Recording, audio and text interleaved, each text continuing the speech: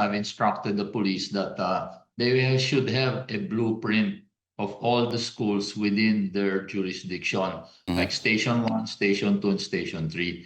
Kasi pag kami tumawag sa 911 at sabihin nila may gulo sa San Jose National High School, for example, in classroom 18, they know exactly what it is, and they should have drills on this response para kabisado na nila yung mga eskwelahan, private at saka government schools, no? And also the engineering city engineer was with me in order to now fix the and put measures, no? Like yung mga pader, yung mga doors.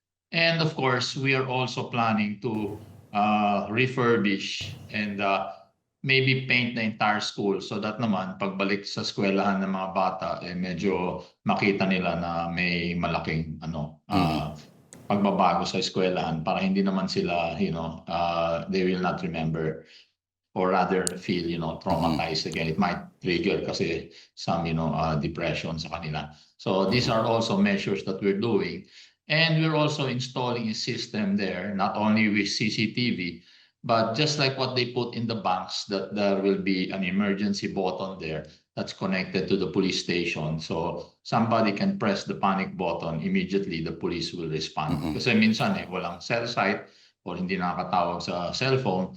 Pero if they press that emergency button, just like what banks have, this is what we're doing as far as the local government is concerned. And of course, the victims, we're taking care of all the expenses with their treatment.